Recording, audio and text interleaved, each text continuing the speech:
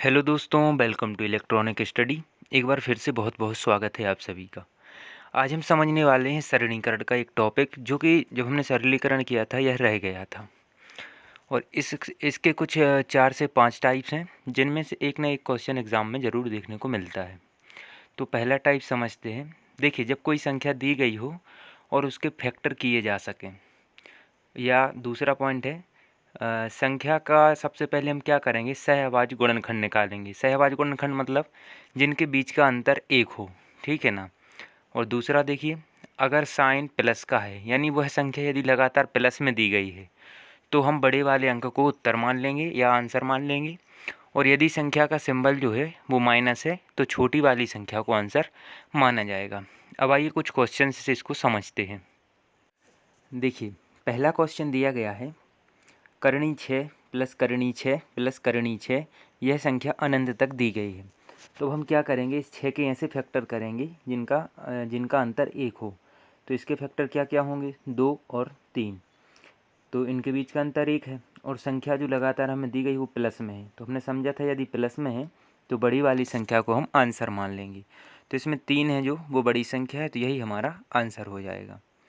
दूसरा क्वेश्चन देखिए, करणी 12 प्लस करणी 12 प्लस करणी 12 ये भी संख्या अनंत तक है। इसके भी हम क्या करेंगे, फैक्टर करेंगे जिनका अंतर 1 हो। तो 3 चौके 12 यानी 3 और 4, और इनके बीच का अंतर भी 1 आ गया। अब ये संख्या चूँकि प्लस है यानी पॉजिटिव है, तो बड़ी वाली संख्या हमारा आंसर हो जाएगी, यानी हमारा आंसर क्या हो जाएगा, 4। अब देखिए तीसरा क्वेश्चन देखिए, करणी 110 माइनस 110 माइनस 110 ये भी संख्या अनंत तक है। अब देखिए, इसके सबसे पहले तो करेंगे फैक्टर। तो 11 और 10 यानी 11 धाम 110 होते हैं और इनके बीच का अंतर भी 1 है। और ये संख्या जो हमें दी गई है वो माइनस में है। तो माइनस वाली कंडीशन में हम क्या करेंगे, जो छोटी वाली संख्या है यानी 10 उसे हम आंसर मानेंगे। और यदि यही संख्या बड़े मतलब प्लस में होती तो बड़ी वाली संख्या यानी 11 हमारा आंसर हो जाती। अब देखिए एक और क्वेश्चन देख लेते हैं, करणी 42 प्लस करणी 42 प्लस करणी 42 ये संख्या भी अनंत तक है। तो इसके फैक्टर क्या क्या बनेंगे, 6 और 7, क्योंकि 6 7 42 होता है और इनके बीच का अंतर भी हमें 1 मिल गया। और जो संख्या दी गई है वो पॉजिटिव यानी प्लस में है, तो हमारा आंसर क्या होगा, बड़ी वाली संख्या यानी 7। तो आई होप कि यहाँ तक आपको सारे क्वेश्चंस क्लियर हो गए होंगे।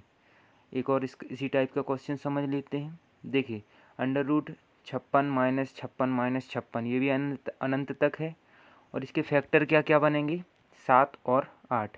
अब ये संख्या माइनस में है तो छोटा वाला जो अंक है वो हमारा आंसर हो जाएगा। छोटा क्या है, 7 है, ठीक है ना। यदि प्लस में होती तो हमारा आंसर 8 हो जाता। अब हम समझते हैं दूसरा टाइप, जब फैक्टर ना बने तब हम क्या करेंगे। तो देखिए, जब फैक्टर जिस संख्या के ना बन रहे हों तो उसके लिए एक फार्मूला है, अंडर रूट 4a प्लस 1/2। अब जैसे पहला क्वेश्चन है, अंडर रूट 17 प्लस 17 प्लस 17 और ये अनंत तक है। तो इसमें हम ए की वैल्यू क्या रखेंगे, जो हमें क्वेश्चन में 17 दिया गया है वही ए का मान है। तो क्या करेंगे, 17 चौके 68 और एक उसमें जोड़ देंगे तो हो जाएगा 69 और बटे में आ जाएगा 2। अब सबसे इम्पोर्टेंट बात क्या है, 69/2 आने के बाद आखिरी में यदि संख्या धनात्मक है तो उसे +1 करके लिख देंगे और यदि ऋणात्मक हो गई तो -1। 69/2 हमारा आ गया था, अब आखिरी में हम इसमें +1 और कर देंगे, अपॉन में 2 था ही, और वही हमारा आंसर हो जाएगा। एक और क्वेश्चन समझते हैं इसी टाइप का। देखिए लिखा है, under root 13 minus 13 minus 13 dot dot dot अनंत तक। इसमें भी वही फॉर्मूला लगाएंगे, 13a प्लस 1/2। तो 13 चौके 52 हो जाएगा और उसमें 1 जुड़ेगा तो 53/2 आ जाएगा।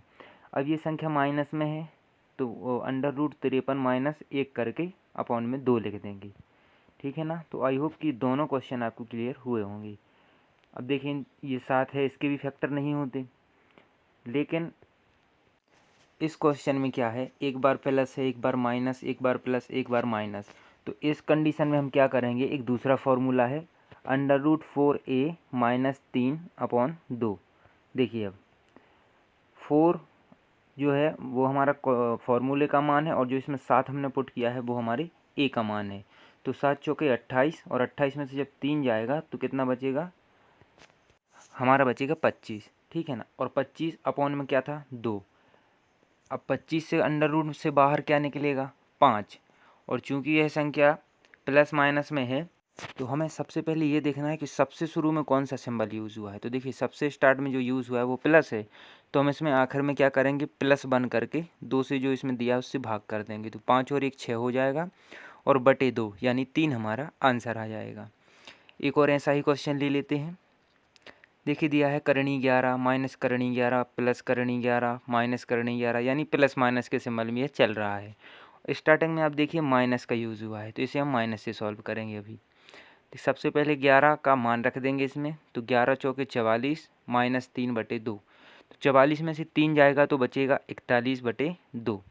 अब क्या करना है, शुरू में क्योंकि माइनस यूज़ हुआ है तो हम 41 माइनस 1 करेंगे और अपॉन में 2 ज्यों का त्यों लिख देंगे, जो कि हमारा आंसर हो जाएगा।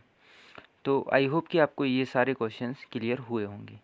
अब देखिए टाइप 3 समझते हैं। टाइप 3 क्या कहता है, करणी 11 प्लस करणी 21 प्लस करणी 16 का मान क्या होगा। तो देखिए पीछे से सॉल्व करेंगे हम इसको। करणी 16 से जो बाहर क्या निकलेगा, 4 निकलेगा और प्लस में करणी 21 लिखा है, तो करणी 21 में जब 4 जुड़ जाएगा तो ये क्या हो जाएगा, करणी 25। अब हमारे पास क्या क्या बचा, करणी 11 प्लस करणी 25, तो करणी 25 से बाहर क्या आएगा, 5 आएगा और 11 में 5 जोड़ देंगे तो अभी अंडर रूट में बचा करणी 16 और 16 से बाहर क्या आएगा, 4। ठीक है ना, तो ये स्टेप बाय स्टेप इसे हम पीछे से सॉल्व करेंगे तो हमारा आंसर आ जाएगा 4।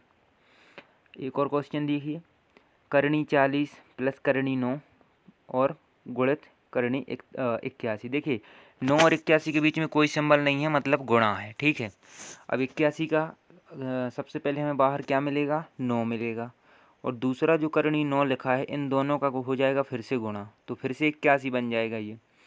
अब देखिए करणी 40 प्लस करणी 81 में से करणी 81 का मान बाहर निकालेंगे तो मिल जाएगा 9 और 40 में हम 9 जोड़ देंगे तो हो जाएगा 49 और 49 किसका स्क्वायर रूट है, 7 का, तो 49 का बाहर क्या आ जाएगा, 7, जो कि हमारा आंसर हो जाएगा। तो ये दोनों क्वेश्चन भी आपको क्लियर हुए होंगे, इनको हमेशा ध्यान रखिएगा, पीछे से सॉल्व करेंगे। अब टाइप 4 समझ लेते हैं हम। देखिए जब भी कोई संख्या आपको लगातार दी गई हो अनंत तक और उसके बीच में कोई भी सिंबल ना लगा हो, यानी सिर्फ ना प्लस लगा हो ना माइनस, तो हम उसको क्या करेंगे, उसका सीधा सीधा आंसर वही संख्या हो जाती है। तो ये भी आप याद रखिएगा कि जब कोई सिंबल ना लगा हो और एक ही संख्या अनंत तक रिपीट हुई हो तो हमारा आंसर वही की वही संख्या हो जाती है, जैसा कि इन तीनों में आपको दिख रहा है। करणी 5 करणी 5 करणी 5 का आ गया 5, 6 वाले का 6 आ गया और 11 वाले का 11। एक और टाइप समझते हैं, टाइप 5। जब करणी वाली संख्याएं फिक्स हों, यानी अनंत तक संख्याएं ना दी गई हों, जैसे पहला क्वेश्चन है करणी 2 फिर करणी 2 फिर करणी 2, यानी 3 बार ही करणी 2 लिखा गया है। तो देखिए जितने बार भी करणी 2 आया, कितने बार आया, 1 2 3 बार, तो हम 2 को 3 बार गुणा करेंगे। अब इसमें 2 का मतलब ये नहीं है कि इस संख्या में 2 है इसलिए 2 का कर रहे हैं, 2 का ही करना है हमें हर बार। 3 बार 2 आया है तो 3 बार 2 का गुणा किया, 2 दूनी 4 दूनी 8, तो हमें क्या मिला, 8 मिला। अब हम क्या करेंगे, 8 से 1 कम करके संख्या के अंश में लिखेंगे।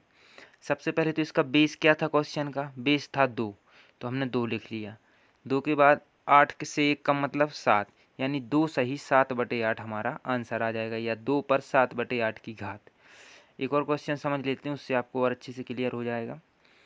यहाँ देखिए करणी 5 हमें दिया है 4 बार, ठीक है ना, तो हम 2 की गुणा 4 बार करेंगे, तो 2 दूनी 4 दूनी 8 दूनी 16, ठीक है ना, तो 16 आया। अब इसका बेस क्या था क्वेश्चन का, 5 था, तो 5 के ऊपर 16 से 1 कम यानी 15/16 की घात। तो ये जो कुछ क्वेश्चन थे ये एग्ज़ाम में पूछे जाते हैं। आई होप कि आपको ये सारे क्वेश्चंस क्लियर हो गए होंगे, जितने भी टाइप्स के ये होते हैं मैंने आपको सभी बता दिए। तो जुड़ते हैं एक नए टॉपिक के साथ, तब तक बनी रही इलेक्ट्रॉनिक स्टडी के साथ। बहुत बहुत धन्यवाद आप सभी का।